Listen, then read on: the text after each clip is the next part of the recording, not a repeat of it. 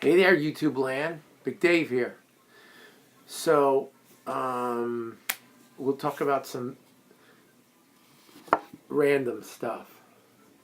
Viewer questions. Whatever.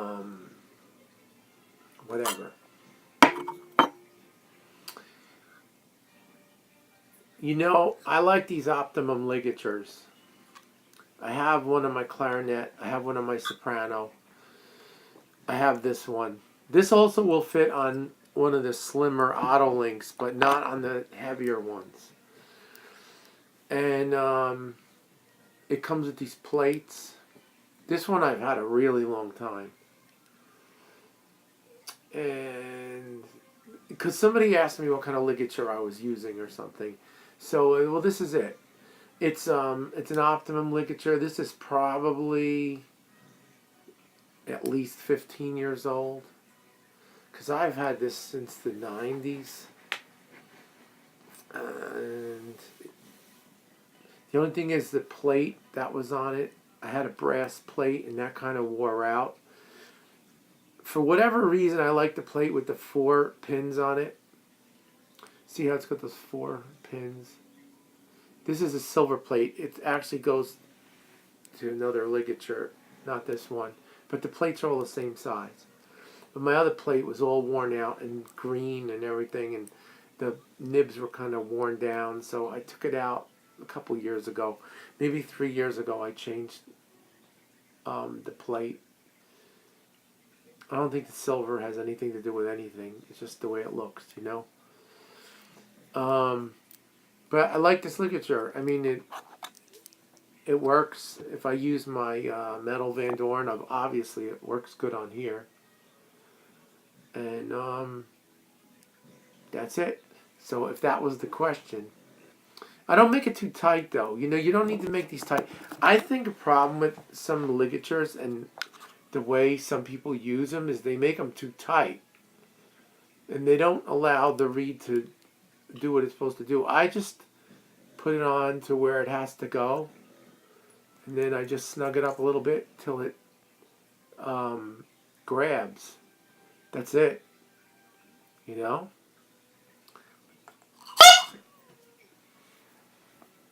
You should be able to make... I just scared my cat and the dog at the same time. Wasn't that awesome? They both just jumped up. You should be able to just... I didn't play at all today, you know. You should be able to make like a deafening sound on this the second you pick it up.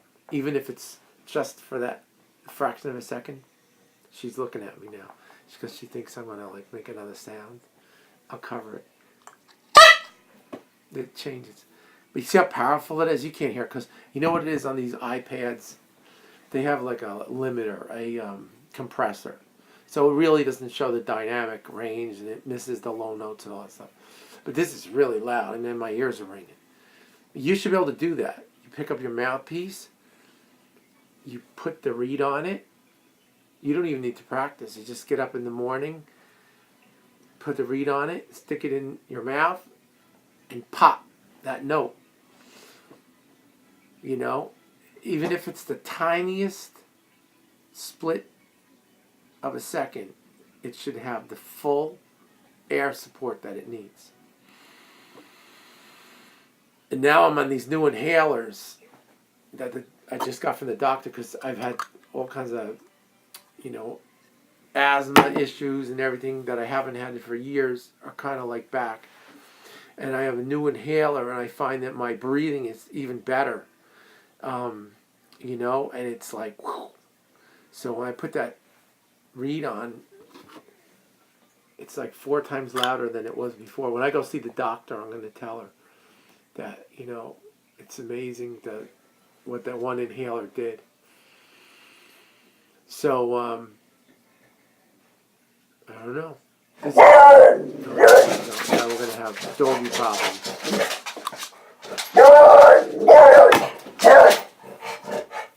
There's dogs walking up and down the block. Wasn't that exciting? That was to get back at me for the mouthpiece issue. Sophia, go sit down. Shh. Anyway. She's a pain in the neck sometimes. Okay, the next question. Oh no, wait. I'm still on this. Somebody, I don't know what they wrote to me. Something about the teacher told them to make sure they squeeze in their sides or something. Don't do that. Listen, don't do that. The heaviest part of the reed is in the middle. And I've said on other videos too, and this is stuff that comes from the best teachers that were, in New York, including Joe Allard and all those. You don't want to squeeze in on the reed and up on the reed. Because what's happening is you're bending the corners up. Why would you want to do that? You don't. If you're going to have a little bit of support, it's in the center, on the heaviest part of the reed.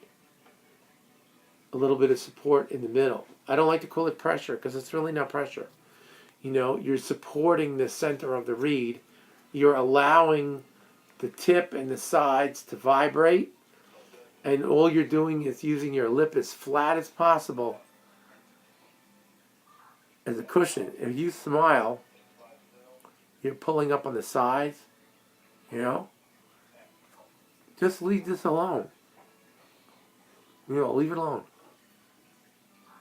Just let it be on there. You don't need to do anything with it.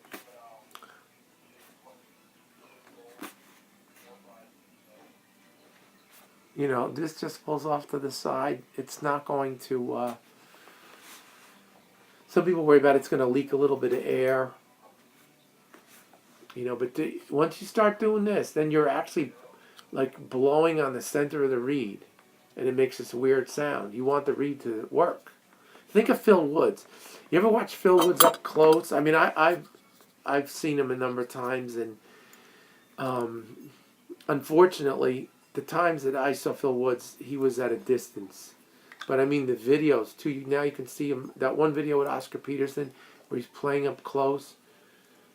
He's not using any kind of pressure here. This is all just a foundation, a pillow that the reed sits on, and is.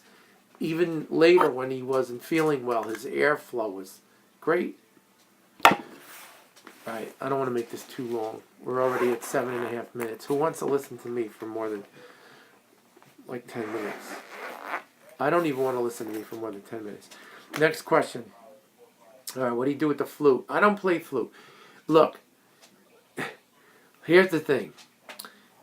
This is what I tell people. I've been playing flute since 1979. Maybe before that. 78, 79. So, to 88, 98, 2008. So, this is 40 years I'm playing the flute, but I still don't play. And I did go to some of the best teachers. That didn't help me, though. So, when you blow into the flute, you're not blowing across the hole. You're aiming your airstream down to the other side wall.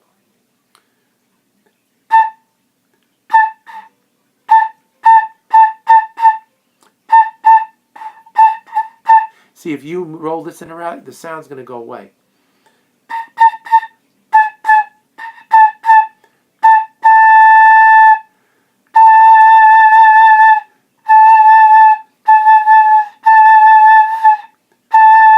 So you want to find where you get the best tone out of the head joint. Put it on the flute. My friends all have really good flutes. I have these Armstrongs, which are solid silver. See how the head joint's all black,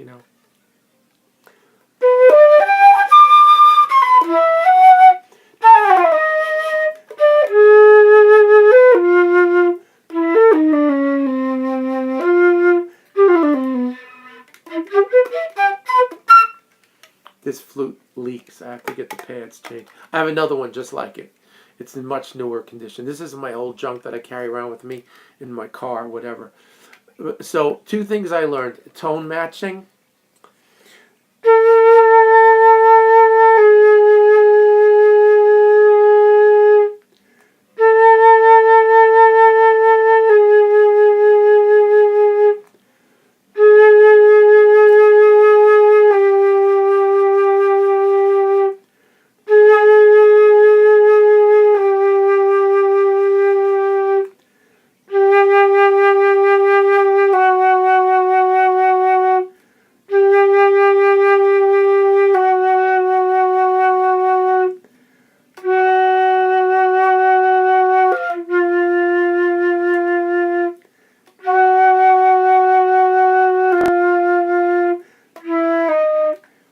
So I'm matching one tone to the next tone, and you do that all the way down to C and B.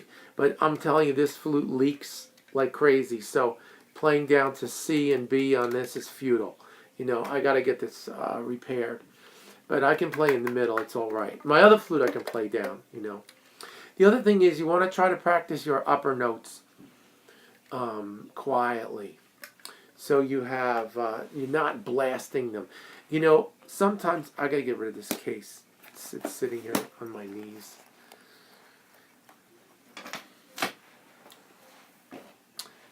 When you play the upper notes, sometimes people force the air and blow really hard to make the high notes.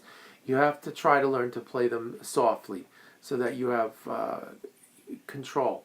So you start with A.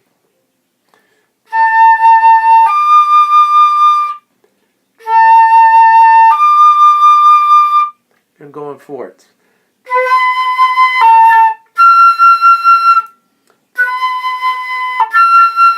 Now, I'm not in practice this morning, so I needed to tongue that second note, but I should be able to slur those. C to F.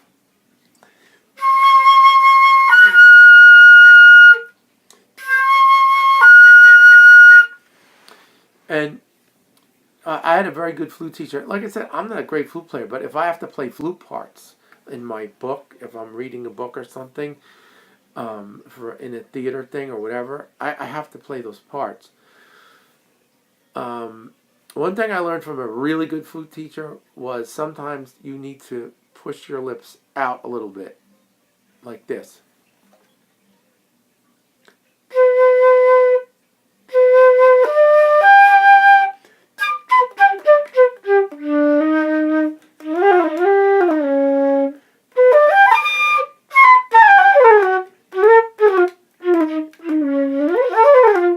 And you make a big hole, it's no good. You gotta pucker a little bit and push them together and push out a little bit. Now I had another teacher who was a really good flute player, but I don't like what he told me at the time, and I learned later that it's not such a good idea.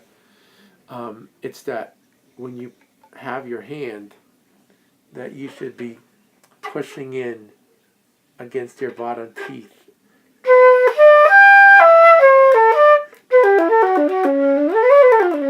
I played that way for a while. And another teacher of mine told me, no, don't do that. Take the pressure out of here and just have it resting there.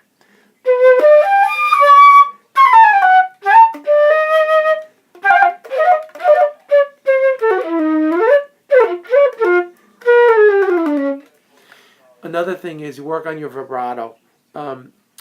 Measured vibrato, it's so boring.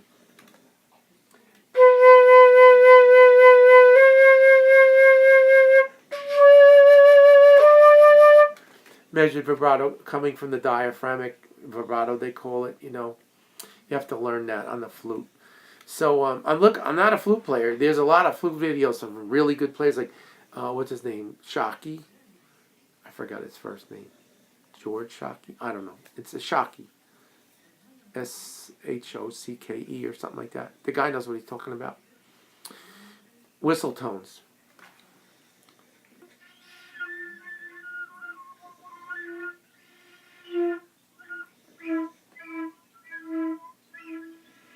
When you can practice your whistle tones, it means that your air is being focused into the tone hole.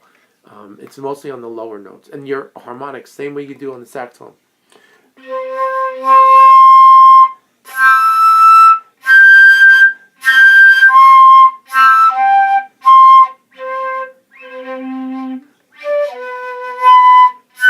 And so on and so on and so on. Okay? So, listen, I gotta go. It's 15 minutes. They're gonna shut me off and tell me that my video's too long or whatever it is. I don't know. Okay, so that answered some of those questions. So yes, I play flute. I play all kinds of flute, but the thing is, I'm not a flute player. Even though I've been playing for 40 years, I don't consider myself a flute player. There are real flute players. I work with them. I have worked with them in the past. Not so much now because I'm not doing too many. I'm not in the union anymore. So I don't do all those union jobs anymore. But I used to work with some phenomenal flute players. You know, I'm doing more fishing now than flute playing, which is okay. You know, I was in the union for 33 years, and I did all kinds of stuff. So, but I don't do that anymore. I left the union in 2009. But it was good to me. I had a lot of gigs. We did a lot of stuff. All right, so listen.